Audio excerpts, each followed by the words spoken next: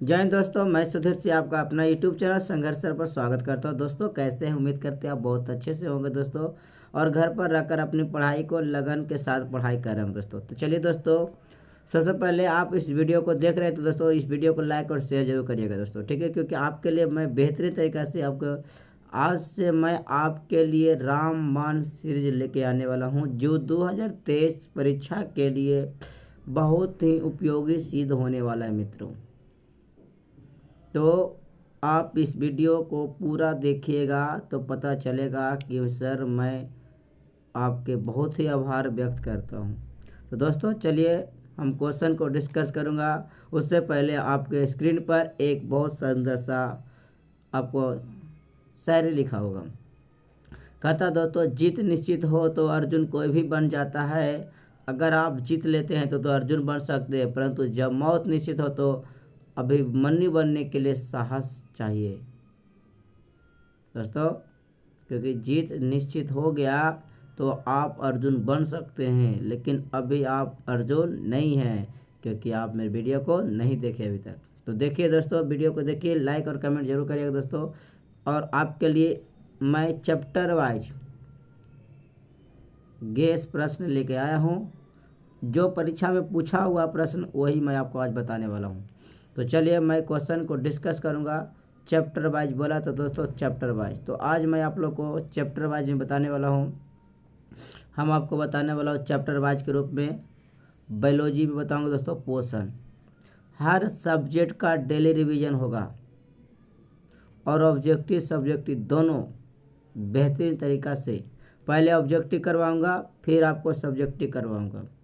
एक बार ऑब्जेक्टिव, दूसरी बार सब्जेक्टिव। दूसरा बताऊंगा एसएसटी दोस्तों। एसएसटी में कौन चैप्टर, पहला दूसरा चैप्टर बताऊंगा, ठीक है। मैथ बताऊंगा पहला चैप्टर, हिंदी बताऊंगा पहला चैप्टर, ठीक है। तो इस प्रकार से आपको 5, 1 सब्जेक्ट, 2 सब्जेक्ट, 3 सब्जेक्ट, 4 सब्जेक्ट हो गया। संस्कृत रह गया दोस्तों, तो संस्कृत बता दूंगा अभी पहला चैप्टर। तो इस प्रकार के 5 सब्जेक्ट होगा आपका परीक्षा के लिए, और परीक्षा के लिए बहुत ही उपयोगी सिद्ध होगा ये प्रश्न आपके लिए, ठीक है। तो चलिए बिना बकवास किए हुए आपके प्रश्न को डिस्कस करता हूँ बोर्ड की ओर, ठीक है दोस्तों। तो चलिए सबसे पहले प्रश्न पोषण चैप्टर से ले आओ, जो परीक्षा में पूछा हुआ है दोस्तों। कह रहा है दांतों के सबसे ऊपरी परत को क्या कहते हैं? दांत के सबसे ऊपरी परत को बोलते हैं दोस्तों इनामेल बोलते हैं। याद रखिएगा, दांत के सबसे ऊपरी परत, जो ये दांत है आपका, ठीक है, उसकी ऊपरी परत को इनामेल बोलते हैं। और इनामेल के अंदर डेंटाइन होती है। इनामेल के अंदर क्या होता है दोस्त? डेंटाइन, ठीक है। और क्राउन क्या होता है दोस्तों? क्राउन के मतलब हुआ, क्राउन हुआ उसको कहा जाता है दोस्त, क्राउन उसको कहा जाता है जहाँ पर आपकी मसूड़ा में दांत धंसा हुआ है, वो क्राउन पार्ट होता है, ठीक है। और हमारी दांत का सूत्र याद रखिए दोस्तों, कैल्शियम फास्फेट। दांत का सूत्र याद रखिए दोस्तों, कैल्शियम पर CaPO4, कैल्शियम फास्फेट होगा इसका, ठीक है। दांत का सूत्र याद रखिएगा, कैल्शियम फास्फेट होता है, ठीक है। तो याद रखिएगा दांत संयोजी ऊतक से बना हो। याद रखिएगा दोस्तों, क्वेश्चन बाय दांत कौन सा ऊतक से बना होता है? तो याद रखिएगा दोस्तों, दांत जो होता है संयोजी ऊतक से बना होता है, ठीक है। दांत कितने प्रकार का दोस्तों? 4 प्रकार के। दांत कितने प्रकार का होता है? 4 प्रकार। पहला इंसीजर होता है दोस्तों, ठीक है। दूसरा केनाइन होता है, फिर होता है मिली मोलर होता है, फिर होता है प्री मोलर, ठीक है। मोलर और क्या होता है? Pre molar. इसकी संख्या दोस्तों 12 होती है, ठीक है। और इसकी संख्या 8 होती है दोस्तों, इसकी संख्या 4 होती है, इसकी संख्या 12 होती है दोस्तों, ठीक है दोस्तों। ये इस प्रकार दांत का आप लोग याद कर लीजिएगा, ठीक है। तो दांत हमारे जीवन काल में टोटल दांत 52 आता है। एक वयस्क मनुष्य के दांत कितना रहता है दोस्तों? 32 रहता है, ठीक है। सबसे अंतिम में दांत कौन आता है दोस्तों? तो याद रखना विस्डम टीथ आता है, ठीक है। विस्डम टीथ यानी अक्ल की दांत। दूसरा प्रश्न, दांत से प्रश्न आ सकता है तो मिल्क टूथ कितना होता है दोस्तों? 20 दांत होता है, ठीक है। मिल्क टूथ 20 होता है, ठीक है। दांत का सूत्र रहेगा दोस्तों, याद रखिए, दांत का सूत्र रहेगा 21-23, ठीक है। 21-23 दांत का ही सूत्र है, ठीक है, ठीक है। तो चलिए प्रश्न आपको नहीं छूटेगा, उम्मीद करते हैं प्रश्न के। तो दांत के ऊपरी परत को इनामेल प्रश्न के लिए बहुत ही जबरदस्त, ठीक है। चलिए नेक्स्ट प्रश्न को बढ़ते हैं मित्रों। चलिए ये भी प्रश्न देखिए,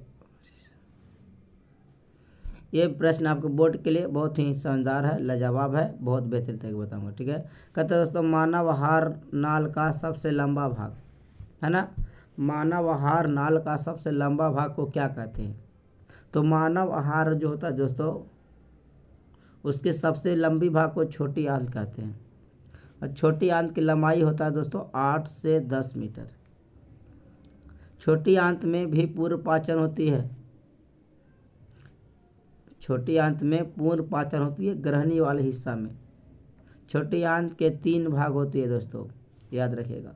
छोटी आंत जो होती है उसका 3 भाग होता है। सबसे पहले होता है, देखिए, डी और जे आई लव यू, ठीक है, डेड्यूनम, जेज्यूनम और इलियम। डेड्यूनम, जेज्यूनम और इलियम होता है, D J I love you. ठीक है, तो डेड्यूनम को हम लोग हिंदी में बोलते हैं दोस्तों ग्रहणी, जेज्यूनम को जेजहनी बोलते हैं, और इलियम को हम लोग बोलते हैं इलियम में। ठीक है, तो डेड्यूनम को खाली इंग्लिश में हम लोग हिंदी में ग्रहणी भी बोलते हैं। ठीक है, बाकी सब इंग्लिश और हिंदी दोनों का सेम है। देखिए, सबसे पहले भोजन छोटी आंत में उतरता है, फिर बड़ी आंत छोटी आंत में उतरता है डेड्यूनम वाले भाग में, फिर जेजुनम में पसारा जाता है, फिर इलियम में इसका क्या होता है, पाचन होती है। तो क्वेश्चन में आएगा छोटी आंत के किस भाग में भोजन का पूरी पाचन होती है? तो याद रखो दोस्तों, इलियम हो जाएगा। ठीक है, क्या होगा, इलियम हो जाएगा। ठीक है, तो आपका इलियम इसकी प्रश्न हो जाएगा मित्र। ठीक है, चलिए, तो नेक्स्ट प्रश्न क्यों आप देख सकते हैं, आगे की ओर बढ़ लेते हैं। ठीक है, अगला प्रश्न इसमें से और आ जाए, भोजन पूरी तरह पाचन छोटी आंत में होगा। ठीक है, अब देखिए 2-3 गो और यहाँ पर आपको ऑप्शन दिख रहा होगा, उस ऑप्शन को भी मैं चीरफाड़ करूँगा। देखिए, अमाशय क्या होता है दोस्तों, पेट होता है। अमाशय क्या होता है दोस्तों, पेट को ही अमाशय बोलते हैं। और इस अमाशय में HCl अम्ल का स्रावन होते है। इस अमाशय में HCl अम्ल का स्रावन मतलब निकलता है, जो भोजन द्वारा आने वाले बैक्टीरिया वायरस को मारने का काम करती है। ठीक है दोस्तों, याद रखिएगा। ठीक है, समझ रहे ना। और अमाशय में भोजन 3 घंटा रहता है। अमाशय में ही जठर रस के स्रावन होती है, जो इंजाइम के कार्य करता है। ठीक है दोस्तों, ठीक है, जो भोजन को पचाने का काम करते हैं। अब क्वेश्चन को अब सब्जेक्टिव आ जाएगा यहाँ से, क्या अमाशय की भूमिका को लिखे। तो अमाशय एक थैली संरचना होती है जिसमें भोजन की पाचन होती है स्टार्ट, जिसमें भोजन 3 घंटा यहाँ रहती है। और इसी अमाशय में जठर रस के स्रावन होती है, और इसी अमाशय में HCl का भी स्रावन होती है, जो भोजन को पूरी तरह से एक्सपेंडेड करने का काम करता है कि नहीं। तो अमाशय से जो भी प्रश्न आएगा साइंस में वो आप लिख लीजिएगा, सब्जेक्टिव बना लीजिएगा। और फिर बताऊंगा सब्जेक्टिव, तो आपको दिक्कत होने की आवश्यकता नहीं है। ठीक है, तो अमाशय याद रखिएगा। ठीक है, अब देखो प्रश्न आपका दिख रहा है, छोटी आंत बता दिए। ठीक है, अब आता है ग्रहणी। ठीक है, ग्रास नली होता है एक ग्रहणी जो भाग होता है छोटी आंत का, ग्रास नली। तो ये इस प्रश्न आएगा कि बात है भोजन का पाचन कौन सा ऐसा तंत्र पाचन तंत्र का भाग है जहाँ भोजन का पाचन नहीं होता है। तो उसका रहना फूड पाइप। फूड पाइप को ही हम लोग हिंदी में ग्रास नली बोलते हैं। ठीक है, तो ग्रास नली में भोजन उतरता है। आपकी जो ग्रास नली होती है वहाँ से भोजन नीचे पाइप की तरह होती है, और जब पाइप से भोजन नीचे उतरती है, धीरे धीरे उतरती है, तो कभी हमारी पाइप सिकुड़ती है तो कभी पाइप फैलती है। सिकुड़ना फैलने की क्रिया को हम लोग एक और क्वेश्चन बनेगा जिसका नाम है क्रमकुंचन। तो ग्रास नली के पाइप में जब फूड यानी भोजन नीचे उतरती है तो ग्रास नली की दीवारें कभी फैलती है तो कभी संकुचित होती है। इस क्रिया को ही क्रमकुंचन भी कहते हैं। तो याद रहे, क्रमकुंचन भी आपको याद रहेगा तो याद हो जाएगा। ठीक है, चलिए, बड़ी आंत में भोजन का अवशोषण होती है, पानी का अवशोषण। बड़ी आंत में भोजन पचता नहीं है बल्कि पानी का अवशोषण होती है। ठीक है, तो क्वेश्चन में आएगा दोस्तों कि अगर पानी की कमी के कारण कोई अगर बीमारी होगा तो किस अंग को जांच किया जाएगा। जैसे डायरिया बीमारी होता है, तो डायरिया में कौन सा अंग प्रभावित होगा। तो याद रखना, बड़ी आंत। ठीक है दोस्तों, डायरिया में कौन सा अंग प्रभावित होगा, बड़ी आंत होगा। ठीक है दोस्तों, चलिए चलिए आपका प्रश्न समझ में आ गया होगा। चलिए अगला प्रश्न करते कहता है दोस्तों, कर रहा है न्यूक्लियस शब्द किसके द्वारा दिया गया है। न्यूक्लियस शब्द जो दिया गया है रॉबर्ट ब्राउन द्वारा दिया गया। न्यूक्लियस शब्द किसके द्वारा दोस्तों, रॉबर्ट ब्राउन द्वारा दिया गया है। ठीक है, रॉबर्ट हुक जो था दोस्तों वो कोशिका की खोज किया था, न्यूक्लियस के नहीं। ठीक है, न्यूक्लियस शब्द तो रॉबर्ट ब्राउन दिया था, रॉबर्ट हुक कोशिका की खोज किया था 1600 कितना दोस्तों 1665। ठीक है, ओके। चलिए अगला प्रश्न बढ़ते हैं। कह रहे दोस्तों कि पौधों में भोजन किस रूप में जमा होता है। पौधों में भोजन स्टार्च के रूप में जमा होती है और मनुष्य भोजन ग्लूकोज के रूप में जमा होती है। ठीक है, और ग्लूकोज से एक प्रश्न आएगा 2-3 को। सबसे पहले ग्लूकोज का सूत्र क्या होता है, तो ग्लूकोज का सूत्र होगा C6H12 और O6। ये ग्लूकोज का सूत्र हो गया। अब यहाँ से बोलेगा ग्लूकोज के सूत्र जब होता है, ग्लूकोज का C6 याद रखना, C6H12 और O6।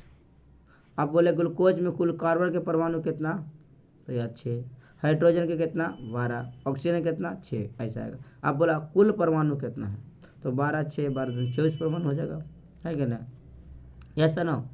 उस प्रकार ग्लूकोज को कोशिका ईंधन भी कहा जाता है। क्वेश्चन में आएगा ग्लूकोज को कोशिका ईंधन क्यों कहते हैं, क्वेश्चन भी आ सकता है। तो ग्लूकोज का पूर्ण ऑक्सीकरण होती है, ऑक्सीजन के प्रेजेंस में जब ये टूटता है तो हमें ऊर्जा मिलती है, जल हो जाता है कभी कभी, कार्बन डाइऑक्साइड भी निकलता है। ठीक है, तो ग्लूकोज का जब पूर्ण ऑक्सीकरण हो जाएगा दोस्तों तो हमें क्या मिलेगा, ऊर्जा मिलेगा काफ़ी से काफ़ी मात्रा में, जिससे हमें अनेक प्रकार के काम करने की शक्ति मिलती है, एनर्जी मिलती है, पावर मिलती है। ठीक है, तो चलिए यहाँ पर अब आता है दोस्तों प्रोटीन। प्रोटीन हमारे हड्डियों को मजबूत करने का काम करती है। ठीक है, जहाँ पर प्रोटीन का निर्माण राइबोसोम होते हैं, राइबोसोम होती है। राइबोसोम का काम है प्रोटीन का निर्माण करना, हमारी हड्डी को मजबूत करता है प्रोटीन। ठीक है, स्टार्च का काम क्या था दोस्तों, तो स्टार्च इसका आंसर हो जाएगा। पौधे भोजन किस रूप में, स्टार्च के रूप में। ठीक है, चलिए अगला प्रश्न चलते हैं मित्रों। नेक्स्ट कह रहा है दोस्तों, कह रहा है कि कह रहा है मित्रों पौधे और पशुओं की कोशिकाओं का वैज्ञानिक अध्ययन क्या कहलाता है। तो पौधों और पशुओं की कोशिका वैज्ञानिक अध्ययन को क्या कहते हैं दोस्तों, कोशिका विज्ञान कहते हैं।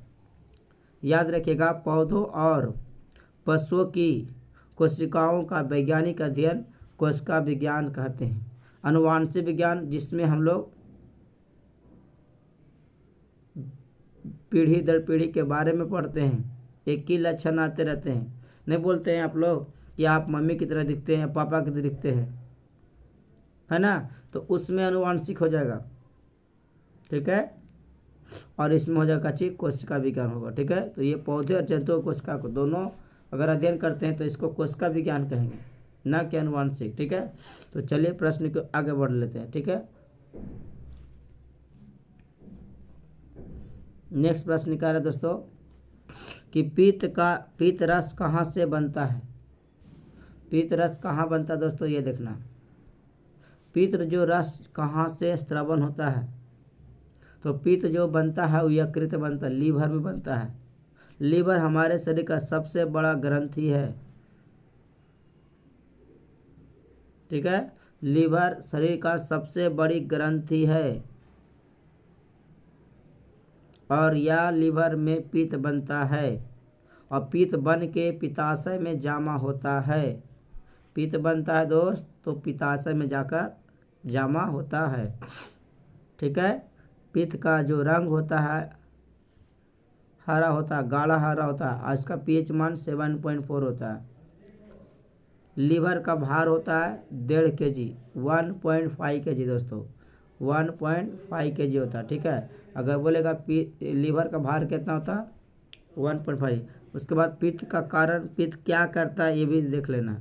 पित्त जो हमारे वसा को पचाता है, वसा को तोड़ने का काम करता है।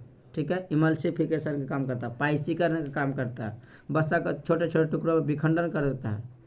ठीक है, तो उम्मीद करते क्वेश्चन आएगा तो बन जाएगा। ठीक है, अब तमाशा होता छोटे बता दिया आप लोगों को। ठीक है, चलिए नेक्स्ट प्रश्न के बढ़ लेते हैं। ठीक है, अब क्या करते हो को कहता है निम्नलिखित में कौन ट्रिप्सिन एंजाइम का कार्य है, मतलब ट्रिप्सिन एंजाइम का काम क्या है। देखिए दोस्तों, अगर सन कहीं पर लगा रहेगा, ठीक है, तो उसका कम है प्रोटीन, ट्रिप्सिन पेप्सिन है ना, तो ये सब आपको ट्रिप्सिन पेप्सिन सब प्रोटीन का ही भाग होता है, प्रोटीन का ही एंजाइम होती है, तो प्रोटीन पचाने का काम करता है। अब प्रोटीन पचता है दोस्तों पेट में, ठीक है, प्रोटीन का पाचन कहाँ होता है दोस्तों, पेट में। ग्लूकोज का पाचन यानी कार्बोहाइड्रेट का पाचन होता है दोस्तों हमारे मुख गुहा में, और फैट के पाचन होते हैं छोटी आंत में, ठीक है। देखिए, कार्बोहाइड्रेट के पाचन मुख गुहा में, वसा का पाचन छोटी आंत में, और प्रोटीन का पाचन पेट में यानी अमाशय में होती है, ठीक है। हर एंजाइम का पाचन अलग अलग होती है, एक होता है लाइपेज, एक होता है इमाइलेज, ठीक है दोस्तों। तो देखिएगा, अगर कार्बोहाइड्रेट हो जाता है दोस्तों तो इसका पाचन इमाइलेज करेगा, क्या करेगा दोस्तों, इमाइलेज करेगा। और वसा का पाचन होगा लाइपेज लाइपेज होगा, वसा मतलब लाइपेज, ठीक है। आइए चलिए नेक्स्ट प्रश्न बढ़ते हैं। कह रहा मबू कि मुंह गुहा में आहार का कौन सा भाग पाचन होता है। मुंह गुहा में क्या पचता है, बता चुके कार्बोहाइड्रेट, पेट में प्रोटीन, और छोटी आंत में वसा, ठीक है। चलिए नेक्स्ट प्रश्न बढ़ते मित्रों। कह रहा है क्या कि स्वपोषी हो कौन है, निम्नलिखित में स्वपोषी हरे पेड़ पौधा। क्यों, क्योंकि यह प्रकाश संश्लेषण की उपस्थिति में सूर्य के प्रकाश, खनिज लवण ले लिया जल से, पृथ्वी के अंदर से, वायुमंडल से CO2 गैस लिया, क्लोरोफिल की सहायता से ये अपना ऊर्जा बना लेता है, भोजन बना लेता है, इसी कारण से स्वपोषी कहा जाता है। तो हरे पेड़ पौधा को उत्पाद भी बोलते हैं, उत्पादक बोलते हैं, याद रखिएगा, हरे पेड़ पौधा को उत्पादक रहता है, ठीक है। तो यह हरे पेड़ पौधा उत्पादक बोलिए या स्वपोषी बोलिए, बात एक ही आंसर होगा, ठीक है। चलिए नेक्स्ट प्रश्न बढ़ते मित्रों। क्या कह रहे दोस्तों कि स्वपोषी है ना, स्वपोषी पोषण के लिए आवश्यक क्या है। तो पोषण के लिए 4 मुख्य आवश्यकता होती है। पहला परनिहित क्लोरोफिल, दूसरा सूर्य का प्रकाश, तीसरा कार्बन डाइऑक्साइड, और चौथा दोस्तों खनिज लवण भी होता है, ठीक है। तो इतना ही ऑप्शन देगा, इसमें से सभी हो जाएगा, ठीक है। चलिए नेक्स्ट प्रश्न बढ़ते हैं। कह रहा मित्रों, कह रहा है कि किसकी उपस्थिति के कारण पौधे का रंग हरा होता है। तो देखिएगा, क्लोरोफिल के कारण पौधे का रंग, पत्तियों का रंग हरा होती है, ठीक है। अगर पत्ती पीला होगा तो कमी होगा, तो कमी पीला होने के कारण दोस्तों मैग्नीशियम, ठीक है, मैग्नीशियम के कारण पत्ती कमी हो जाता है पेड़ पौधा में, मैग्नीशियम पत्ती में। क्वेश्चन में भी आ सकता है कि मैग्नीशियम कहाँ पाया जाता है पौधों में, तो पत्तियों में पाया जाता है। तो इसकी कमी जब हो जाएगा आपको, तो आपको क्या होगा, पत्ती का रंग पीला हो जाएगा, और पीला होने के बाद पत्ती मुरझाकर गिर जाएगा, ठीक है। तो यहाँ पर पूछ रहा है हरा के कारण, तो हरा के कारण क्लोरोफिल, ठीक है। ज़्यादा हरा रहेगा तब फील अच्छा रहेगा दोस्तों, ज़्यादा आप हरा रहिएगा तो आप क्या करिएगा, अच्छा फील करिएगा कि नहीं, बोलिए। तो इसका राइट आंसर हो जाएगा क्लोरोफिल, ठीक है। चलिए अगला प्रश्न का बढ़ लेते हैं मित्रों। कह रहा है क्या,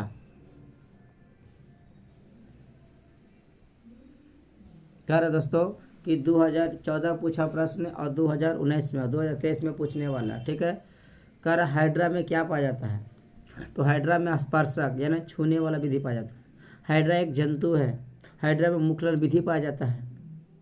तो हाइड्रा से इतना सारा प्रश्न बढ़ सकता है। देखिए, मस्तिष्क तंत्रिका तंत्र नहीं इसमें होता, मुख गुहा भी नहीं होती है, ठीक है। तंत्रिका तंत्र का मेन काम क्या होता है दोस्तों, हमारे ब्रेन को, हमारे पूरे बॉडी को नियंत्रण समन्वय में काम करता है, ठीक है। बैलेंसिंग करने का काम करता है तंत्रिका तंत्र, ठीक है। तो याद रखिए, तंत्रिका तंत्र इसमें नहीं होगा, हाइड्रा में नहीं। पौधा में पाया जाता है, पौधा में रासायनिक हार्मोन होता है जिसे पादप हार्मोन कहते हैं, ठीक है। और पादप हार्मोन की वजह से पौधा का नियंत्रण और समन्वय होता है, ठीक है। तंत्रिका तंत्र पौधा में भी नहीं पाया जाता, नहीं हाइड्रा में। तंत्रिका तंत्र जंतु में पाया जाता है, मानव में पाया जाता है, ठीक है। तो चलिए अगला प्रश्न के बढ़ लेते हैं। अगला प्रश्न क्या कह रहा है मित्रों, कह रहा है ग्लूकोज का रासायनिक सूत्र क्या होता है। बता चुके दोस्तों, ग्लूकोज का रासायनिक सूत्र होगा C6H12 और O6, ऑप्शन नंबर सी होगा, ठीक है। ये देखो C6H6 लिखा हुआ दोस्तों, ये बेंजीन का सूत्र है, ये आपका दोस्त बेंजीन का सूत्र हो जाएगा, ठीक है। C6H6 बेंजीन का सूत्र होगा, ठीक है। और ये आपका ग्लूकोज का सूत्र होगा, ये किसी का सूत्र नहीं होगा। आइए दोस्तों इथाइल एल्कोहल यानी एथेनॉल का सूत्र है। इथाइल एल्कोहल बोलिए या एथेनॉल बोलिए, ठीक है। तो आपको यहाँ से जितना बता रहा है मित्र, एक ऑब्जेक्टिव करवाने से आपका 3 ऑब्जेक्टिव 4 ऑब्जेक्टिव हो जाता है क्लियर। तो बोर्ड में हमेशा अच्छा से समझ के वीडियो देख के जाइए, ठीक है। थोड़ा लेट होगा लेकिन आपके ब्रेन में अच्छी तरह से क्वेश्चन बैठ जाएगा दोस्त, ठीक है। तो चलिए कोई दिक्कत नहीं है, समय इंतज़ार करना पड़ता है, मेहनत करने वाले को कभी कभी नुकसान नहीं होता है, ठीक है दोस्तों। चलिए नेक्स्ट प्रश्न बढ़ते हैं आपके लिए। कह रहा है दोस्त कि अमीबा से क्वेश्चन आएगा। अमीबा से 4-5 प्रश्न बोर्ड में हमेशा आते रहता है, ठीक है। अमीबा किस पानी में रहता है? मृदु पानी है। अमीबा क्या खाता है? डायटम बैक्टीरिया, छोटे छोटे कीड़े मकोड़ों को खाता है। अमीबा कैसे जीव? एक कोशिकीय जीव है, ठीक है। अमीबा चलता है किससे? तो कुटपाथ से चलता है। प्रश्न पहले नहीं समझिए, पहले बाहर वाला प्रश्न समझ लीजिए कि अमीबा से क्या क्या क्वेश्चन आ सकता है, ठीक है। समझ रहे ना। तो अमीबा मतलब जो सर्वाहारी है, सर्वभोजी, ठोस द्रव को ग्रहण करता है। समभोजी बोल सकते हैं, प्राणी समभोजी होता है, ठीक। अमीबा एक कोशिकीय जीव है, कुटपाथ से चलता है। इसकी वजह से कारण अपने आकार को बदलता है कुटपाथ की वजह से, ठीक है। लेकिन अमीबा में अधिकांश भोजन कैसा होता है? तो याद है दोस्तों, अंतःग्रहण। क्या दोस्तों? अंतःग्रहण। अमीबा में भोजन का पाचन भोजन रसधानी में होगा, ठीक है। तो चलिए अमीबा से जो भी प्रश्न आएगा आप उम्मीद करते हैं नहीं छूटने वाला होगा, ठीक है। चलिए नेक्स्ट प्रश्न को बढ़ लेते हैं मित्रों। कह रहा है दोस्तों, कहता प्रकाश संश्लेषण की क्रिया होती है, किस में होती है? हरे पौधे में प्रकाश संश्लेषण की क्रिया होती है, याद रखिएगा। हरे पौधे में प्रकाश संश्लेषण की क्रिया। कवक जो होता है दोस्तों मृत जीवी का उदाहरण है। कवक मृत जीवी का उदाहरण है। और जंतु जो है दोस्तों वो परजीवी का उदाहरण है, यानी परपोषी का उदाहरण। परजीवी तो समझ रहा है, जो दूसरों का शरीर पर संपर्क अस्थायी अस्थायी रूप में रहता है उसके हम लोग परजीवी कहते हैं। और कवक जो होता है मृतजीवी, मृतजीवी उससे कहते हैं जो मरे हुए जीव जंतु से उत्पन्न हो और उसी पर उत्पाद पर उसी जीव जंतु पर निर्भर रहेगा। तो उम्मीद करते हैं दोस्तों, अगर 15 प्रश्न में आपको कितना प्रश्न आया, एक बार कमेंट और एक लाइक जरूर कर देगा कि सर मेरा 15 में से 15 जवाब तो मिला, लेकिन 15 से हम 30 प्रश्न भी जाने। लेकिन आपको ये बताना दोस्तों कि 15 में आपको 15 में आया कि नहीं। यदि आपको आया है तो आपके लिए बहुत ही, मेरे लिए आपके लिए बहुत ही, आप मेरी तरफ से बहुत दुआएं, ठीक है। नहीं आया तो आप लाने की कोशिश कीजिए। अगला फिर 15 प्रैक्टिस करवाऊंगा तो उसमें कितना आएगा ऑब्जेक्टिव उसका आप लेकिन अब ये 15 जब पढ़िएगा तो आप ध्यान से पढ़िएगा कि कितना आपको सही हो रहा है, ठीक है। तो चलिए अगला प्रश्न को देखते हैं, ठीक है। चलो दोस्तों, कह रहे हैं दोस्तों क्या अमीबा भोजन कैसे पकड़ता है? जो अमीबा भोजन पकड़ता है दोस्तों कुटपाथ के द्वारा, ठीक है। अमीबा भोजन पकड़ता है कुटपाथ के द्वारा, है ना। अमीबा न जीव होता है दोस्तों, न स्पर्शक होते हैं, ठीक है। तो याद रखिएगा, तो इसका आंसर हो जाएगा कुटपाथ द्वारा, ठीक है। चलिए अब थोड़ा फास्ट करते हैं आप लोगों को, ठीक है। चलो कह रहा है दोस्तों कि कौन सा एंजाइम वसा पर क्रिया करता है? तो याद रखना वसा के लिए लाइपेज, पेप्सिन, ट्रिप्सिन, प्रोटीन, ठीक है। इमाइलेज कार्बोहाइड्रेट, ठीक है। देखो इमाइलेज का लेटर बड़ा हो गया, ठीक है।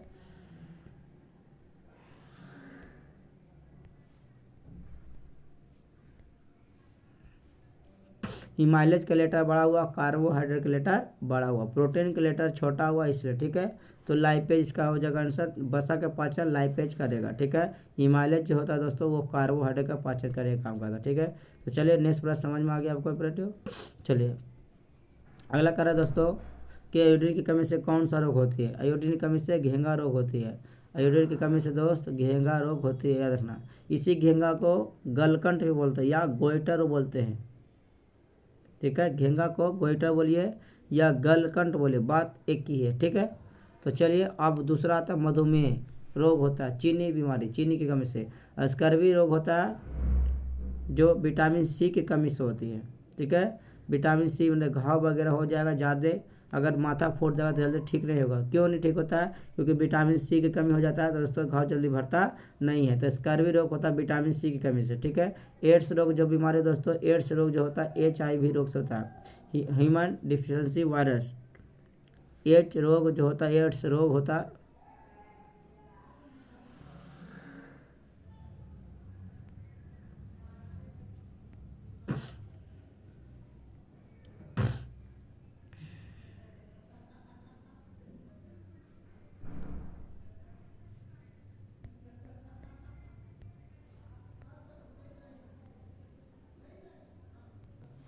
तो एड्स रोग जो होता है मित्रों, एड्स रोग, ठीक है, एड्स रोग जो होते हैं HIV रोग से होता है, ठीक है, HIV से क्या होता है, एड्स रोग होता है, ठीक है, एड्स रोग HIV वायरस से होती है। तो उम्मीद करते हैं इस प्रश्न से आपको 3-4 ऑब्जेक्टिव क्लियर हो गया होगा, ठीक है। तो चलिए नेक्स्ट प्रश्न को बढ़ते हैं। चलिए उम्मीद ये भी बता चुके आपको लोग, कवक में पोषण की कौन सी विधि दोस्तों, मृतजीवी और समभोजी या स्वपोषी पेड़ पौधों में समभोजी मानव जंतुओं में होती है, ठीक है। तो चलिए नेक्स्ट प्रश्न बढ़ लेते हैं दोस्तों। अब कह रहा है दोस्तों, दांतों को साफ करने के लिए दांत मंजन प्रायः होता है। जब दांत साफ करते हैं गांव देहात में दांत मंजन, लाल दांत मंजन होता है, ठीक है, तो वो हो जाएगा क्षारीय, ठीक है। जो कोलगेट यूज करते हैं, जो अनेक प्रकार के दातुन यूज करते हैं, नीम का दातुन, बबूल का दातुन, कोई भी यूज करते दातुन को दांत को साफ करने के लिए, तो वो हमेशा क्षारीय रहेगा, ठीक है। लेकिन कंपनी वाले ने कोलगेट को मीठा बना दिया, वो आपके लिए बेहतर करने के लिए बनाया क्या कि आपको कड़वा ना लगे। तो कंपनी वाले अपने बेनिफिट के लिए मीठा ला गया ताकि ज़्यादा सेलिंग हो जाएगा, ठीक है। तो इसका राइट आंसर हो जाएगा अम्लीय दोस्तों, ठीक है। चलिए नेक्स्ट प्रश्न बढ़ते हैं। नेक्स्ट प्रश्न क्या करे दोस्तों, कहता है निम्नलिखित में कौन एक उभयलिंगी जंतु धरा, तो याद रखना दोस्तों केचुआ इसका राइट आंसर होगा, ठीक है। चलिए नेक्स्ट प्रश्न देखते हैं। कहते हैं हरे पेड़ पौधे स्वपोषी होते, बता चुके हैं दोस्तों, ठीक है। हरे पेड़ पौधे क्या दोस्तों, स्वपोषी होता है, ठीक है। चलिए अगला कार्य दोस्तों कि मंड है ना, मंड परीक्षण के लिए हरी पत्ती पर आयोडीन डालने से पहले पत्ती को अल्कोहल में उबाला जाता है, क्यों, है ना। तो इसलिए दोस्तों क्योंकि क्लोरोफिल को घोलने के लिए, ठीक है, क्लोरोफिल को घोलने के लिए हम लोग इसको क्या करते हैं, हम लोग अल्कोहल उबालते हैं, ठीक है दोस्तों। आयोडीन में डालने से पहले हम लोग अल्कोहल को क्या करते हैं, उबालते हैं, ठीक है। तो चलिए अगला प्रश्न कर दोस्तों, कहता है स्लाइड कौन था दोस्तों, स्लाइड जो था दोस्तों एक प्रथम वैज्ञानिक था, ठीक है, एक वैज्ञानिक था, ठीक है। और वो बताए कि कंपाउंड माइक्रोस्कोप से कितना देख सकते हैं। कोई वस्तु अगर 10 है, ठीक है दोस्तों, 10 है मतलब 1 है, सॉरी दोस्तों, कोई वस्तु एक गुना दुगना है, एक मतलब दिखाई दे रहा है, तो इसको 10 गुना देखने के लिए मतलब स्लाइड को उपयोग को लेना पड़ेगा। स्लाइड जो वैज्ञानिक थे बोले कि किसी वस्तु को कंपाउंड माइक्रोस्कोप से हम 10 गुना बड़ा करके देख सकते हैं। तो इसका राइट आंसर बी हो जाएगा, ठीक है। चलिए प्रश्न में देते हैं। चलिए अगला क्या दोस्तों, एक वयस्क मनुष्य में कुल कितने दांत हो दोस्तों, 32 बता चुके, ठीक है। चलिए अगला प्रश्न पढ़ लेते हैं दोस्तों। कह रहा है कि कुटपाद किसे पाया जाता है दोस्तों, कुटपाद अमीबा में पाया जाता है, ठीक है। परमेशिया यूग्लिना सारा एक कोश के जीव होता है, ठीक है। परमेशिया सिलियन से चलती है दोस्तों, परमेशिया चप्पल की तरह होती है, परमेशिया मृदु जलीय प्राणी होता है, परमेशिया एक कोश के जीव होता है दोस्तों, ठीक है। ये तीनों एक कोश के जीव है, ठीक है। तो चलिए अगला प्रश्न कहता है क्लोरोफिल का वर्ण कैसा होता है दोस्तों, हरा होता है, बता चुके क्लोरोफिल का वर्ण कैसा होता है, हरा होता है। अगला कहता है गोइटर अथवा घेंगा रोग होती है, तो यूरिन की कमी से बताए, रक्त की कमी से एनीमिया रोग होती है दोस्तों, फैट होता है, मोटापा होता है वसा के कारण से, ठीक है। चीनी रोग के कारण से मधुमेह रोग होती है, ठीक है। तो चीनी की कमी से मधुमेह रोग होती है, ठीक है। चलिए तो ये प्रश्न भी क्लियर हो गया आपको। भोजन का पाचन किस प्रकार का क्रिया है, तो भोजन का पाचन उपचयन क्रिया, ठीक है। उपचयन नहीं रहे दोस्तों तो आप घटन होगा, उपचयन नहीं रहेगा तो आपको तो क्या रहेगा दोस्तों, आप घटन होगा, ठीक है। उपचयन की परिभाषा बहुत सारा दोस्तों, उपचयन की परिभाषा उससे कहते हैं जिसमें ऑक्सीजन का संयोजन होती है, ठीक है, ऑक्सीजन का संयोजन होती है, उसे ऑक्सीकरण बोलो या ऑक्सीकरण बोलो या ऑक्सीजन बोलो, ठीक है। ऑक्सीजन जिसमें संयोजन होता है उसे उपचयन कहते हैं, हाइड्रोजन हटता है उसको क्या बोलते हैं, अपचयन बोलते हैं, ठीक है। तो इसका राइट हो जाएगा अपचयन होगा, ठीक है। भोजन जब हम लोग ग्रहण करते हैं तो बिना ऑक्सीजन के कारण, बिना ऑक्सीजन शरीर में जाए भोजन नहीं टूट सकता, अच्छी मतलब, ठीक है। तो इसका राइट आंसर होगा ऑप्शन नंबर सी हो जाएगा, ठीक है। अगला प्रश्न क्या रहा है दोस्तों,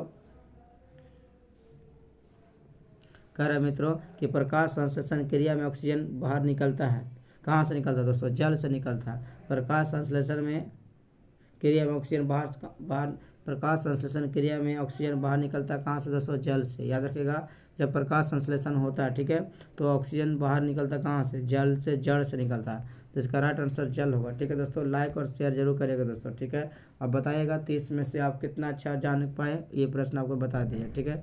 तो चलिए इस प्रकार से आप देख रहे हैं, ठीक है।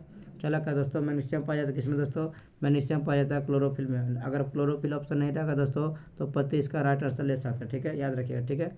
चलिए नेक्स्ट प्रश्न देखते हैं, ठीक है। कहता मित्रों कह रहा है कि प्रकृति में, है ना, प्रकृति में ऑक्सीजन का संतुलन कैसे बना था, तो इसका राइट आंसर प्रकाश संश्लेषण द्वारा। प्रकृति में अगर संतुलन बनाना है तो प्रकाश संश्लेषण अधिक से अधिक होगा तो प्राकृतिक संतुलन होगा, या प्राकृतिक संतुलन बनाने के लिए आपको पेड़ पौधा अधिक से अधिक लगाना पड़ेगा। ठीक है, तब पर पर्दा लगाएगा तब प्रकाश संश्लेषण क्रिया वो भी करेगा। ठीक है, तो चलिए नेक्स्ट प्रश्न देखते हैं। कहता है दोस्तों कि जीवन की एक महत्वपूर्ण विशेषता क्या दोस्तों, वृद्धि होता है। जीवन के महत्वपूर्ण विशेषता क्या दोस्तों, वृद्धि हो जाएगा था। और जीवन के लक्षण क्या होगा, सजीव के लक्षण वृद्धि हो गया, परिवहन हो गया, स्थानांतरण हो गया, ठीक है, और हो गया जनन हो गया, श्वसन हो गया, उत्सर्जन हो गया, ये सब जीवन का ही उदाहरण होगा। ठीक है, तो चलिए अगला प्रश्न देखते हैं। कह रहा है बस स्वपोषी है ना दोस्तों, क्या स्वपोषी मतलब किस में होता है दोस्तों, याद रखना स्वपोषी पौधा में होते हैं, याद रखना स्वपोषी पौधा में होते हैं, याद रखना स्वपोषी किस में होता है, पौधा में होते हैं। ठीक है, तो चलिए अगला प्रश्न कहता है ग्रहणी किसका भाग दोस्तों, ग्रहणी जो होता है छोटी आंत का भाग बता चुके हैं, छोटी आंत का 3 भाग होता है बता चुके हैं। ठीक है, चलिए अगला प्रश्न में देखते हैं दोस्तों कि प्रकाश संश्लेषण कब होता है, रात या दिन में होता है। तो प्रकाश संश्लेषण दिन में केवल होता है। ठीक है, प्रकाश संश्लेषण क्रिया केवल दिन में होता है। देखिए 2022 में प्रश्न पूछा हुआ। ठीक है, प्रकाश संश्लेषण क्रिया केवल दिन में ही होता है। चलिए अगला कह रहा है दोस्तों कि मृत जीव का उदाहरण किसमें होता है, गृह में जो गोबर छत्ता हो, गोबर छत्ता मृत जीव उदाहरण या कवक हो जाएगा। ठीक है, कवक और गोबर छत्ता हमेशा याद रखेगा मृत जीव का उदाहरण दोस्तों। अमर बेल होता है परजीवी का उदाहरण। ठीक है, अमर बेल जो होता है दोस्तों परजीवी का, हालांकि अमर बेल पौधा है फिर भी परजीवी का काम करता है। ठीक है, तो अमर बेल जो होगा रहेगा दोस्तों परजीवी का उदाहरण याद रखें। ठीक है, अमीबा एक उसके उदाहरण है, गोबर छत्ता जो अमीबा जो उदाहरण होगा समपोषी। ठीक है, याद समपोषी में अमीबा रहेगा, गोबर छत्ता रहेगा दोस्तों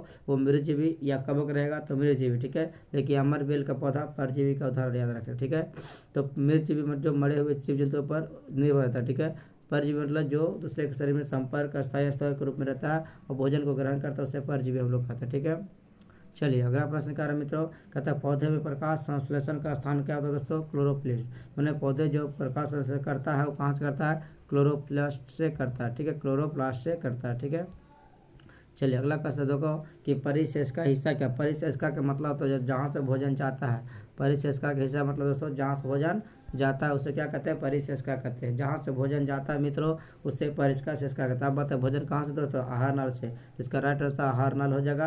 तंत्रिका तंत्र क्या करते हैं, सबने काम करता है। संवहन तंत्र क्या था, जो पौधे में पाया जाता है। जनन जो जनन में काम करने में मदद करता है। जी जनन तंत्र जो होता है 2 प्रकार का होता है, लैंगिक जनन और अलैंगिक होता है। ठीक है, तो जनन तंत्र के मतलब होता है जो जनन के काम करने का काम करता है। ठीक है दोस्तों, तो जनन के प्रकार का 2 होता है, एक होता है लैंगिक जिसमें एक होता है अलैंगिक। अलैंगिक में जिसमें केवल एक ही व्यक्ति भाग लेगा, एक ही व्यष्टि भाग लेता है। ठीक है, एक में एक ही कोशिका होती है। ठीक है दोस्तों, तो ये प्रकार समझ में आ गया। तो परिशेषका किसका किया दोस्तों, तो उम्मीद करते हुए प्रश्न आ गया। तो देखिए दोस्तों अब इसका आपका सब्जेक्टिव चाहते हैं तो सब्जेक्टिव भी आपको बता दूंगा। ठीक है, तो उम्मीद करते हैं प्रश्न आपको समझ में आ गया। अगर जो भी प्रश्न आपको दिक्कत होगा, जो भी आपको डाउट होगा उस प्रश्न के लिए आपको कमेंट कर दीजिएगा। ठीक है, सर ये क्वेश्चन आपने गलती किया तो आप हमको कमेंट करके जवाब दे सकते हैं। ठीक है, तो चलिए अगला देखते हैं, इतिहास में देखते हैं दोस्तों एस में कितना प्रश्न सही होता है इसकी जानकारी मैं आपको दूंगा। ठीक है, तो एस में 2 चैप्टर खत्म करूंगा, यूरोप में राष्ट्रवाद और समाजवाद और साम्यवाद। ठीक है, समाजवाद और साम्यवाद दोनों प्रश्नों को मैं क्लियर करूंगा और बेहतर तरीके से इसको भी बता दूंगा। ठीक है दोस्तों, चलिए इसको हम एस खत्म कर ही देते हैं। ठीक है, जल्दी से फास्ट खत्म करेंगे। ठीक है, चलिए कह रहा दोस्तों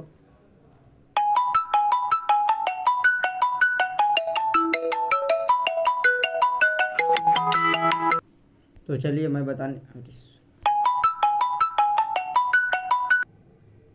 तो चलिए मैं फिर आपको बताने वाला हूँ, बता जैसे कि पता चल गया होगा आपको।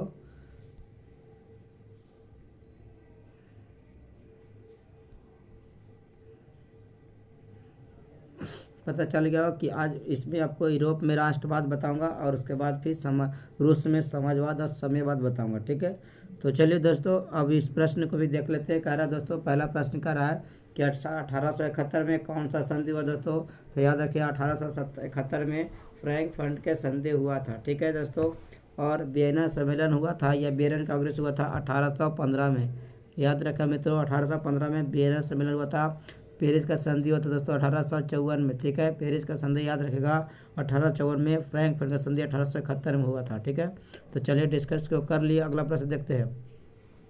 कह रहे मित्रों कि 1830 क्रांति के बाद फ्रांस में किस प्रकार के शासन हुआ, तो दोस्तों जब फ्रांसीसी क्रांति हो गई, जो कोई भी क्रांति हो जाएगा दोस्तों और बहुत बड़ा क्रांति होगा तो किसी देश या किसी राज्य में गणराज्य बनना जरूरी हो जाएगा। ठीक है, वो सब राजतंत्र तो नहीं होगा, अधिनायकवाद भी नहीं होगा और संघीय शासन व्यवस्था भी नहीं होगा। ठीक है, इसका आंसर हो जाएगा गणराज्य आंसर हो जाएगा। ठीक है दोस्तों, तो चलिए नेक्स्ट प्रश्न के देख लेते हैं। अगला प्रश्न क्या कर रहा है मित्रों, कह रहा है मित्र जर्मनी के करण के लिए कौन सा उत्तरदायी है, तो जर्मनी के करण के लिए बिस्मार्क सबसे था दोस्तों, ठीक है। बिस्मार्क उत्तरदायी था जर्मनीकरण के लिए। जो बिस्मार्क था दोस्तों वो मतलब जर्मनीकरण करना नहीं चाहता था, ठीक है। तो इसका राइट आंसर बिस्मार्क होगा। और बिस्मार्क जी एक ने रक्त एवं लौ नीति का अवलंबन किया था। तो बिस्मार्क क्वेश्चन में आएगा कि किसने रक्त एवं लौ नीति का अवलंबन किया था दोस्त, ठीक है। तो रक्त एवं लौ नीति का अवलंबन करने वाले बिस्मार्क जो थे, ठीक है, याद रखना। रक्त एवं लौ नीति का अवलंबन कौन किया मित्रों? रक्त एवं लौ नीति का अवलंबन करने वाला दोस्तों बिस्मार्क है, याद रखिए, ठीक है। चलिए अगला प्रश्न मित्र देख लेते हैं, ठीक है। कह रहा मित्रों फ्रैंकफर्ट का संधि कब हुआ था? तो बता चुके 1871 में, ठीक है दोस्तों। सेडोवा का युद्ध हुआ था 1800, यानी सेडेवा का अगर क्वेश्चन में आएगा कि सेडेवा, ठीक है दोस्तों। सेडेवा का युद्ध कब हुआ था? 1866 में सेडेवा का युद्ध हुआ था, ठीक है। तो याद रखना दोस्तों, ठीक है। 1870 में क्रांति हुआ था, तो बताऊंगा अगला प्रश्न में, ठीक है। चलिए कह रहा है दोस्तों इटली के एकीकरण के लिए, ठीक है। कह रहा मित्र इटली के एकीकरण में निम्नलिखित में किसका संबंध नहीं है? तो याद रखना दोस्तों मेजनी जो था मतलब इटली एकीकरण में, इटली के एकीकरण करने में अलग थे, ठीक है। क्योंकि बिस्मार्क तो था जो जर्मनी के था दोस्तों, ठीक है। क्योंकि अभी आपको यहाँ पर बता जो देखो, अभी आपको बता दी उत्तरदायी, देखिए अभी आपको यहाँ पर बताए थोड़ा सा प्रश्न। यहाँ पर क्या था दोस्तों? जर्मनी था, ठीक है। जर्मनी का उत्तरदायी को तो बिस्मार्क था, ठीक है। काबूर तो जो था काबूर था, और गैरिबाल्डी पेजनी था, ये सब तो दोस्तों ये था सब जर्मन का, ठीक है। और ये है इटली का, देखिए ये मतलब इटली के निम्नलिखित का इसका संबंध नहीं है, तो याद रखना दोस्तों बिस्मार्क हो जाएगा, ठीक है, ठीक है। ये जर्मन के एकीकरण किया था, लेकिन इटली का एकीकरण ये नहीं किया था, ठीक है दोस्तों। तो चलिए समझ में आ गया आपको प्रश्न। लेकिन अगर बेजनी काबूर गैरिबाल्डी ये इटली का भी किया था, और जर्मनी का मतलब ये सब इटली का किया था, ठीक है। चलिए अगला प्रश्न मित्रों देख लेते हैं। कह रहा मित्र कि जर्मनी के एकीकरण के निम्नलिखित प्रमुख वास्तुकार कौन था? तो याद रखना दोस्तों वास्तुकार जो मतलब वो बिस्मार्क जो था, ठीक है। चलिए अगला प्रश्न मित्रों कह रहा है दोस्त कह रहा है कि फ्रैंकफर्ट के संधि पर हस्ताक्षर कब हुआ था दोस्तों? 1871 में हुआ था। फ्रैंकफर्ट के संधि 1871 में ही हुआ था, ठीक है। तो चलिए अगला प्रश्न कह रहा है मित्रों, कह रहा है काउंट काबूर को विक्टर इमैनुअल ने किस पद पर नियुक्त किया था? याद रखते दोस्तों प्रधानमंत्री के पद पर नियुक्त किया था। काउंट काबूर को विक्टर इमैनुअल ने किस पद पर नियुक्त किया? तो देखो विक्टर इमैनुअल जो था दोस्तों काउंट काबूर में जो था प्रधानमंत्री पर क्वेश्चन में आएगा विक्टर इमैनुअल ने किससे प्रधानमंत्री के लिए नियुक्त किया था? तो याद रखना दोस्तों काउंट काबूर को कौन पद पर दोस्तों? तो प्रधानमंत्री के पद पर नियुक्त किया था, ठीक है। कहाँ पर दोस्तों? तो फ्रांस में। कहाँ पे? तो फ्रांस में, ठीक है। अगला प्रश्न कह रहा है कहते रक्त एवं लौ की नीति का अवलंबन किसने मित किया? तो बिस्मार्क ने किया। रक्त एवं लौ नीति का अवलंबन कौन किया दोस्तों?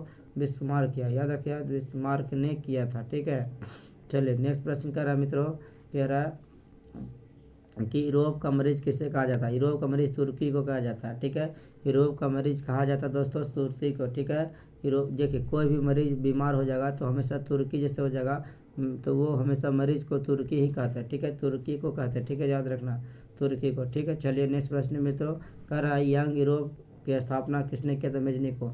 यंग यूरोप बोलो या यंग इंडिया, यंग यूरोप बोलिए या यंग इटली बोलिए, ठीक है। यंग यूरोप या यंग इटली की स्थापना मेजनी ने किया था, लेकिन यंग इंडिया रहेगा तो महात्मा गांधी हो जाएगा, या नव इंडिया रहेगा या यंग इंडिया रहेगा या नया भारत रहेगा तो महात्मा गांधी होगा। यंग यूरोप बोलो, यंग इंडिया बोलो, यंग यूरोप या यंग इटली बोलो, तो सबका आंसर मेजनी हो जाएगा, ठीक है। चलिए अगला प्रश्न कह रहा है तो टीपू सुल्तान कहाँ के दोस्त? टीपू सुल्तान मैसूर के था। टीपू सुल्तान कहाँ के था दोस्तों? मैसूर के था। टीपू सुल्तान कहाँ के दोस्त? मैसूर के, याद रखिएगा टीपू सुल्तान मैसूर के था। चलिए अगला प्रश्न कह रहा है कह रहा है कि किस युद्ध के बाद जर्मनी के कारण हुआ था? तो सेडन के युद्ध के बाद जर्मनी के कारण हुआ था दोस्तों, ठीक है। 1870 में हुआ था, तब जाके 1871 में इसका खत्म होता, ठीक है। लेकिन सेडन का युद्ध कब होता? 1870 में, ठीक है। सेडन का युद्ध कब होता? 1870 में। सेडेवा का युद्ध हुआ था 1866 में, ठीक है। सेडेवा का युद्ध 1866 में हुआ था। क्रीमिया का युद्ध होता 1824 में, याद रखें दोस्तों क्रीमिया का युद्ध कब होता दोस्तों? 1824 में, ठीक है। सेडन का युद्ध जर्मनी के कारण में हुआ था, ठीक है। तो अगला प्रश्न चलते हैं मित्रों। चलिए नेक्स्ट प्रश्न क्या कर रहा है? गैरिबाल्डी पेशे से क्या था दोस्तों? गैरिबाल्डी पेशे से नाविक था, याद रखना गरीबाल्डी अगर नाविक ऑप्शन नहीं देगा तो किसान आप मरिएगा, ठीक है। नाविक ऑप्शन नहीं देगा तो क्या मरना है, किसान, लेकिन यहाँ पर नाविक होगा, ठीक है, क्योंकि गरीबाल्डी किसान भी था लेकिन पहले वो पेशा से नाविक था, ठीक है। चलिए अगला प्रश्न बोलते हैं। कहता है जर्मन राज्य राइन निर्माण में किसने किया था। जर्मन राज्य निर्माण किसने किया था। जर्मन राइन राज्य का निर्माण किसने किया था दोस्तों, नेपोलियन बोनापोर्ट किया था। याद रखना जर्मन राज्य का निर्माण कौन किया था मित्रों, नेपोलियन बोनापोर्ट किया था। चलिए अगला प्रश्न करा है कि सन 1870 में फ्रांस और प्रजा के बीच युद्ध हुआ था, कहाँ पर दोस्तों, तो सेडोन में युद्ध हुआ था दोस्तों। फ्रांस और प्रजा बोलेगा तो सेडोवा हो जाएगा, ठीक है, सेडोन युद्ध, सेडोन, ठीक है। चलिए नेक्स्ट प्रश्न मित्रों करा है कि इटली के कारण में है ना, कर इटली के कारण में निम्नलिखित में कौन योगदान दिया था दोस्तों, तो मेजनी, गैरिबाल्डी, काबुल, इनमें से सभी हो जाएगा, ठीक है। जर्मनी खाली रहेगा तो ये छट जाएगा, ठीक है, लेकिन इटली कर में सब लोग भाग दिया था, ठीक है, याद रखिए, ठीक है। चलिए अगला प्रश्न मित्र कर वियना कांग्रेस का वो था 1815 में, या वियना सम्मेलन 1815 में। 1848 में जो मतलब क्रांति हुआ था, फ्रांसीसी क्रांति, ठीक है। 1871 में बता चुके सेडोन के युद्ध हुआ था, ठीक है। चलिए अगला ज्वेलरी एक प्रकार क्या है दोस्तों, ज्वेलरी एक प्रकार के व्यापारियों का संगठन है। अब देखिए ज्वेलरी मतलब जल से ज़्यादा, जल के माध्यम द्वारा भारत में ज़्यादा व्यापार किया जाता है, ठीक है, इसका अर्थ से व्यापार होगा। ज्वेलरी एक प्रकार के संबंधी व्यापारियों से संबंधित, याद रखना जल में वह की मात्रा है दोस्तों, जल में वह की मात्रा है और ब्याह में भी वह की मात्रा है, याद रखना व्यापारी, ठीक है, व्यापारिक होगा, ठीक है, पहला आंसर होगा व्यापारिक, ठीक है। अगला प्रश्न समझ में आ गया असला। चलिए नेक्स्ट प्रकार दोस्तों जेनेवा संधि कब हुआ था, 1954 में हुआ था, याद है दोस्तों, जेनेवा संधि 1954 में हुआ था। चलिए नेक्स्ट प्रश्न कहता है कह रहा है दोस्तों अगला प्रश्न हम चैप्टर लेके आ रहे हैं समाजवाद एवं साम्यवाद, ठीक है। युद्ध और क्रांति यानी वार एंड पीस की रचना किसने दोस्तों, तो याद रखना टॉलस्टॉय। युद्ध एंड शांति को ही हम लोग हिंदी इंग्लिश बोलते हैं वार एंड पीस, याद रखना तो इसको टॉलस्टॉय ने किया था, ठीक है। अगला प्रश्न का कार्ल मार्क्स के पुस्तक का नाम क्या दोस्तों, कार्ल मार्क्स का पुस्तक का नाम था दास कैपिटल या कम्युनिस्ट मैनिफेस्टो, ठीक है। तो दो याद रखना, देखिए तो दास कैपिटल और कम्युनिस्ट मैनिफेस्टो, ठीक है। दास कैपिटल की रचना 1867 में हुआ था और 1848 में इसकी रचना हुआ था, ठीक है दोस्तों। दास कैपिटल की रचना 1867 में किया था और कम्युनिस्ट मैनिफेस्टो 1848 में किया था, ठीक है। तो कार्ल मार्क्स पुस्तक बता चुके दास, ठीक है। चलिए नेक्स्ट प्रश्न पढ़ते हैं। कह रहा है कि दोस्तों कह रहा है कि रूस में बोल्शेविक क्रांति के नेतृत्व कौन किया था दोस्तों, रूस में बोल्शेविक क्रांति का नेतृत्व किया था दोस्तों, लेनिन किया था। कौन किया था, लेनिन। रूस की बोल्शेविक क्रांति कब हुआ था, याद रखना 17 नवंबर में हुआ था, 17 नवंबर को हुआ था, ठीक है दोस्तों। और लेनिन का मृत्यु आएगा दोस्तों तो 1924 मार सकते हैं, ठीक है। क्वेश्चन में आएगा कि लेनिन की मृत्यु कब हुआ था मित्रों, तो लेनिन का मृत्यु 1924 में हुआ, ठीक है। लेनिन एक नई आर्थिक नीति पॉलिसी लाया था, ठीक है, न्यू इकोनॉमिक पॉलिसी लाया था 1921 ईस्वी, ठीक है दोस्तों। 1921 ईस्वी में लेनिन ने एक नया पॉलिसी लाया था जिसमें जनता के बहुत सारा भलाई हुआ था, ठीक है दोस्तों। चलिए अगला प्रश्न कह रहा दोस्तों कि समाजवादियों का बाइबल किसे कहा जाता है, दास कैपिटल को कहा जाता है समाजवादियों का बाइबल, दास कैपिटल को कहा जाता है। समाजवादियों का बाइबल किसे कहा जाता है दोस्तों, दास कैपिटल को समाजवादियों का बाइबल कहा जाता है दोस्तों।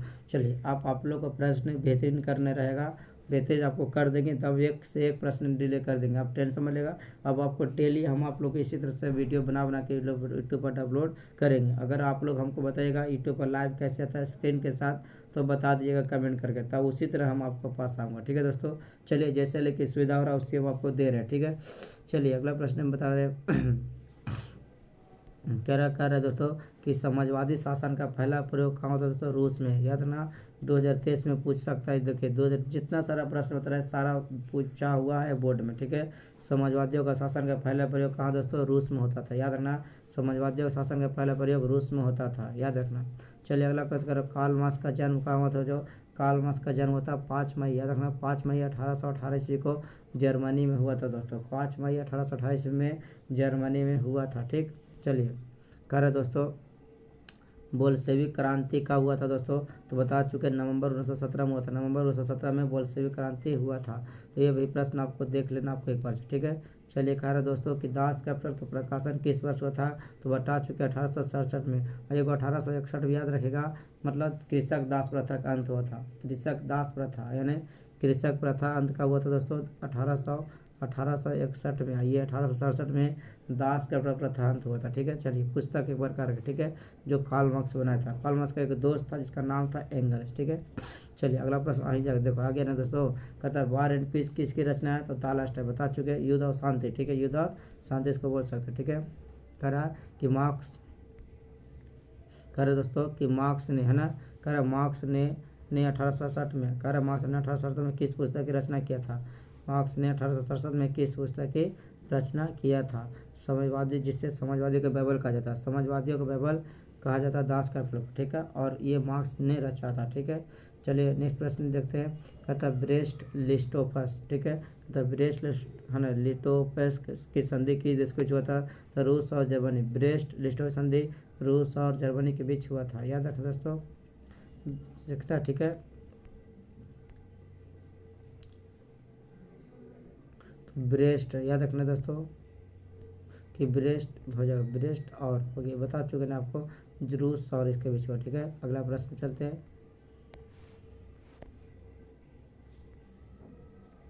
नेक्स्ट प्रश्न कर दोस्तों, कह रहा मित्रों का निम्नलिखित में किसे समाजवाद के संस्थापक के रूप में जाना जाता है? तो याद रखना कार्ल मार्क्स को मतलब साम्यवाद के संस्थापक कहा जाता है। कार्ल मार्क्स जो था दोस्तों, गांधी जी किसका विरोध करते थे दोस्तों? तो गांधी जी कार्ल मार्क्स का विरोध करते थे। गांधी जी कार्ल मार्क्स का विरोधी था और कार्ल मार्क्स गांधी जी के विरोधी था, याद रखना, बस एक बात के लिए प्रश्न में है। ठीक है, तो याद रखना, ठीक, गांधी जी किसका समर्थन नहीं किया पूरी तरह से? कार्ल मार्क्स से पूरी तरह गांधी जी का समर्थन नहीं किया था। ठीक है, तो चलिए देखिए। ठीक है, अगला देखो, समाजवादी घोषणा पत्र लेखक, कहता समाजवादी घोषणा पत्र के लेखक कौन? बता चुके, कार्ल मार्क्स और एंगल, दोनों दोस्त था दोस्तों। कार्ल मार्क्स और एंगल दोनों आपस में मित्र था। ठीक है, तो समाजवादी घोषणा पत्र 1848 में हुआ था, याद रखिए भी। ठीक है ना, लेनिन। ठीक है, लेनिन की मृत्यु 1924 में, ये भी प्रश्न आपको बार बार पूछता है। ठीक है, तो चलिए अगला प्रश्न देखते हैं। कहता है रूस में, कह रहा है रूस में कृषक दास प्रथा का अंत कब हुआ? तो बता चुके 1861, बता चुके पहले ही से। रूस में कृषक दास प्रथा का अंत कब हुआ मित्रों? तो 1861 ईस्वी में हुआ था। ठीक है, चलिए नेक्स्ट प्रश्न कहता है रूस में, है ना, रूस में जार का अर्थ क्या? तो बता चुके हो, रूस में जार का अर्थ होता है रूस का सम्राट या रूस का राजा होता है। ठीक है, चलिए अगला क्वेश्चन देख लो, ये भी प्रश्न आपको बोर्ड के लिए बहुत इंपॉर्टेंट होगा।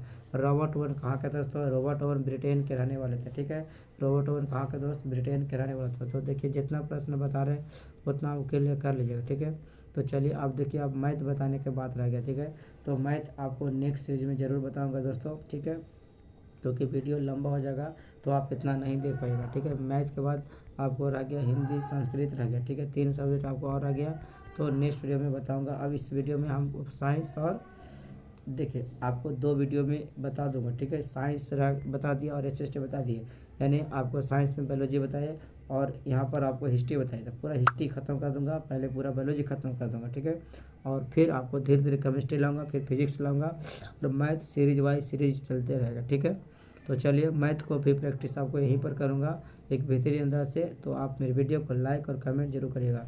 अगर वीडियो को आप देख रहे हैं दोस्तों, तो इसके लिए मैं आपको बहुत बहुत धन्यवाद बोलता। ठीक है दोस्तों, नेक्स्ट वीडियो में फिर से मिलते हैं आप लोग, बाय, थैंक यू, बाय दोस्तों। नेक्स्ट वीडियो में फिर से मिलते हैं आपके लिए। ठीक है, नेक्स्ट वीडियो में फिर से आपके मिलेंगे। इस वीडियो को देखने के लिए आपको बहुत बहुत धन्यवाद, थैंक यू। ठीक है दोस्तों, आपको बहुत बहुत धन्यवाद। ठीक, तो चलिए